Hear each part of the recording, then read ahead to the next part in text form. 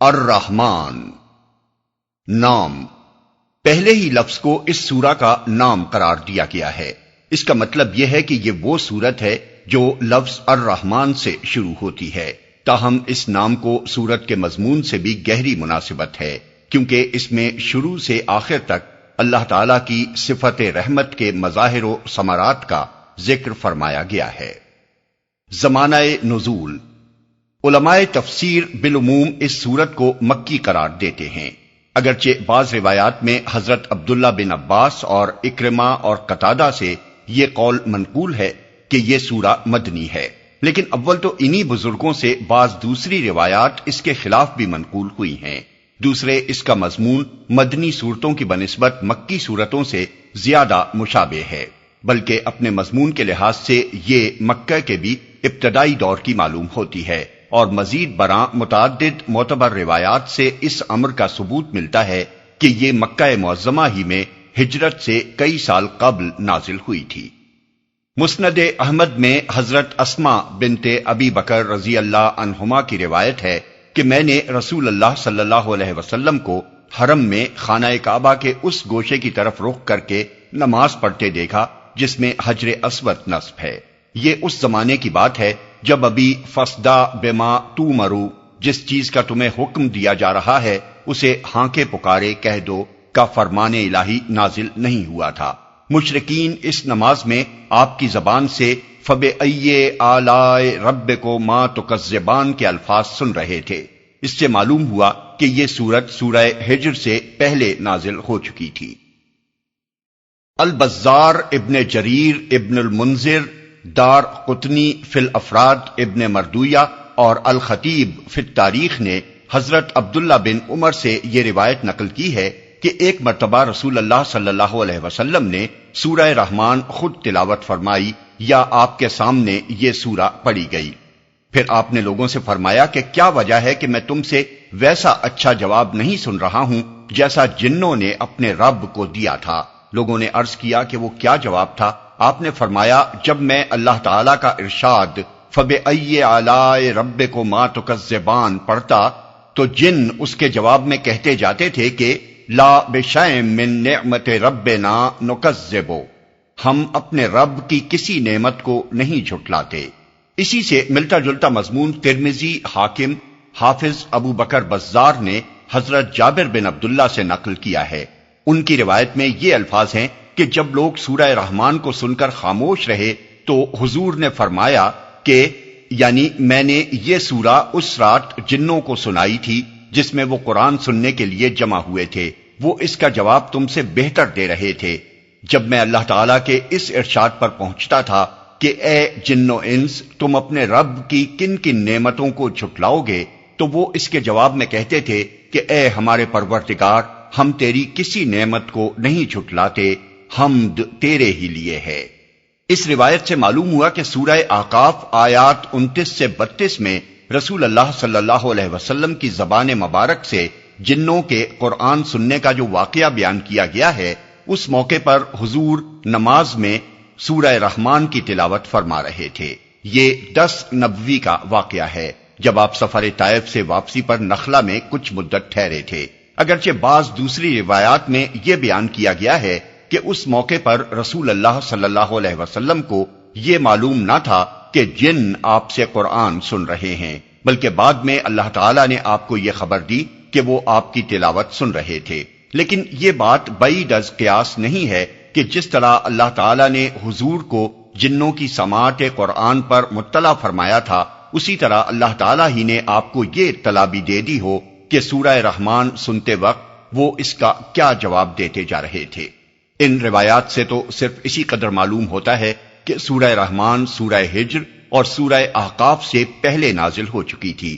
اس کے بعد ایک اور روایت ہمارے سامنے آتی ہے جس سے پتہ چلتا ہے کہ یہ مکہ معظمہ کے ابتدائی دور کی نازل شدہ سورتوں میں سے ہے۔ ابن اسحاق حضرت عروہ بن زبیر سے یہ واقعہ نقل کرتے ہیں کہ ایک روز صحابہ کرام نے آپس میں کہا کہ قریش نے کبھی کسی کو علانیہ بآواز بلند قرآن پڑھتے نہیں سنا ہے، ہم میں کون ہے جو ایک دفعہ ان کو یہ کلام پاک سنا ڈالے؟ حضرت عبداللہ بن مسعود نے کہا میں یہ کام کرتا ہوں۔ صحابہ نے کہا ہمیں ڈر ہے کہ وہ تم پر زیادتی کریں گے، ہمارے خیال میں کسی ایسے شخص کو یہ کام کرنا چاہیے جس کا خاندان زبردست ہو، تاکہ اگر قریش کے لوگ اس پر دست درازی کریں تو اس کے خاندان والے اس کی حمایت پر اٹھ کھڑے ہوں۔ حضرت عبداللہ نے فرمایا، مجھے یہ کام کر ڈالنے دو، میرا محافظ اللہ ہے۔ پھر وہ دن چڑھے حرم میں پہنچے، جبکہ قریش کے سردار وہاں اپنی اپنی مجلسوں میں بیٹھے تھے۔ حضرت عبداللہ نے مقام ابراہیم پر پہنچ کر پورے زور سے سورہ رحمان کی تلاوت شروع کر دی۔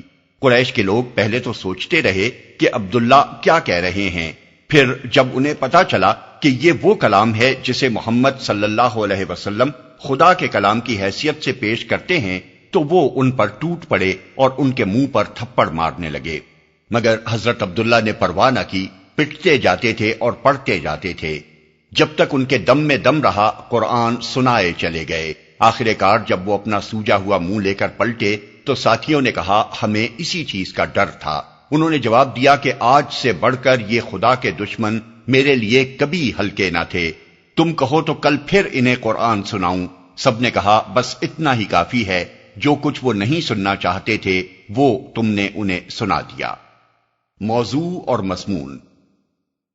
قرآن مجید کی یہ ایک ہی صورت ہے جس میں انسان کے ساتھ زمین کی دوسری با اختیار مخلوق جنوں کو بھی براہ راست خطاب کیا گیا ہے، اور دونوں کو اللہ تعالیٰ کی قدرت کے کمالات، اس کے بے حد و حساب احسانات، اس کے مقابلے میں ان کی عاجزی و بے بسی اور اس کے حضور ان کی جواب دہی کا احساس دلا کر اس کی نافرمانی کے انجام بد سے ڈرایا گیا ہے اور فرما برداری کے بہترین نتائج سے آگاہ کیا گیا ہے۔ اگرچہ قرآن پاک میں متعدد مقامات پر ایسی تصریحات موجود ہیں جن سے معلوم ہوتا ہے کہ انسانوں کی طرح جن بھی ایک ذی اختیار اور جواب دہ مخلوق ہیں، جنہیں کفر و ایمان اور طاعت و عصیاں کی آزادی بخشی گئی ہے، اور ان میں بھی انسانوں ہی کی طرح کافر و مومن اور مطیع و سرکش پائے جاتے ہیں، اور ان کے اندر بھی ایسے گروہ موجود ہیں جو انبیاء علیہم السلام اور کتب آسمانی پر ایمان لائے ہیں۔ لیکن یہ صورت اس امر کی قطعی صراحت کرتی ہے کہ رسول اللہ صلی اللہ علیہ وسلم اور قرآن مجید کی دعوت جن و انس دونوں کے لیے ہے، اور حضور کی رسالت صرف انسانوں تک محدود نہیں ہے۔ سورہ کے آغاز میں تو خطاب کا رخ انسانوں کی طرف ہی ہے، کیونکہ زمین کی خلافت انہی کو حاصل ہے، خدا کے رسول انہی میں سے آئے ہیں اور خدا کی کتابیں انہی کی زبانوں میں نازل کی گئی ہیں۔ لیکن آگے چل کر آیت 13 سے انسان اور جن دونوں کو یکساں مخاطب کیا گیا ہے اور ایک ہی دعوت دونوں کے سامنے پیش کی گئی ہے۔ سورت کے مضامین چھوٹے چھوٹے فقروں میں ایک خاص ترتیب سے ارشاد ہوئے ہیں۔ آیت 1 سے 4 تک یہ مضمون بیان فرمایا گیا ہے کہ اس قرآن کی تعلیم اللہ تعالی کی طرف سے ہے، اور یہ عین اس کی رحمت کا تقاضا ہے کہ وہ اس تعلیم سے نوع انسانی کی ہدایت کا سامان کرے، کیونکہ انسان کو ایک ذی عقل و شعور مخلوق کی حیثیت سے اسی نے پیدا کیا ہے۔ آیت 5 اور 6 میں بتایا گیا ہے کہ کائنات کا سارا نظام اللہ تعالیٰ کی فرما روائی میں چل رہا ہے، اور زمین و آسمان کی ہر چیز اس کی تابع فرمان ہے، یہاں کوئی دوسرا نہیں ہے جس کی خدائی چل رہی ہو۔ آیت 7 سے 9 میں ایک دوسری اہم حقیقت یہ بیان کی گئی ہے کہ اللہ تعالیٰ نے کائنات کے اس پورے نظام کو ٹھیک ٹھیک توازن کے ساتھ عدل پر قائم کیا ہے، اور اس نظام کی فطرت یہ چاہتی ہے کہ اس میں رہنے والے اپنے حدود اختیار میں بھی عدل ہی پر قائم ہوں اور توازن نہ بگاڑیں۔ آیت 10 سے 25 تک اللہ تعالیٰ کی قدرت کے عجائبات و کمالات بیان کرنے کے ساتھ ساتھ اس کی ان نعمتوں کی طرف اشارے کیے گئے ہیں جن سے انسان اور جن متمتع ہو رہے ہیں۔ آیت 26 سے 30 تک انسان اور جن دونوں کو یہ حقیقت یاد دلائی گئی ہے کہ اس کائنات میں ایک خدا کے سوا کوئی غیر فانی اور لازوال نہیں ہے، اور چھوٹے سے بڑے تک کوئی موجود ایسا نہیں جو اپنے وجود اور ضروریات وجود کے لیے خدا کا محتاج نہ ہو۔ زمین سے لے کر آسمانوں تک شب و روز جو کچھ بھی ہو رہا ہے اسی کی کار فرمائی سے ہو رہا ہے۔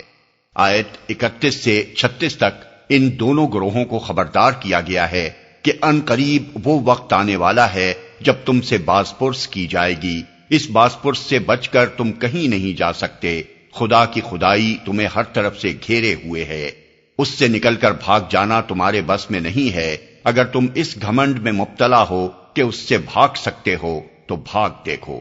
آیت 37 اور 38 میں بتایا گیا ہے کہ یہ باز پرس قیامت کے روز ہونے والی ہے۔ آیت 39 سے 45 تک ان مجرم انسانوں اور جنوں کا انجام بتایا گیا ہے جو دنیا میں اللہ تعالیٰ کی نافرمانی کرتے رہے ہیں، اور آیت 46 سے آخر سورت تک تفصیل کے ساتھ وہ انعامات بیان کیے گئے ہیں جو آخرت میں ان نیک انسانوں اور جنوں کو عطا کیے جائیں گے جنہوں نے دنیا میں خدا ترسی کی زندگی بسر کی ہے اور یہ سمجھتے ہوئے کام کیا ہے کہ ہمیں ایک روز اپنے رب کے سامنے پیش ہو کر اپنے اعمال کا حساب دینا ہے۔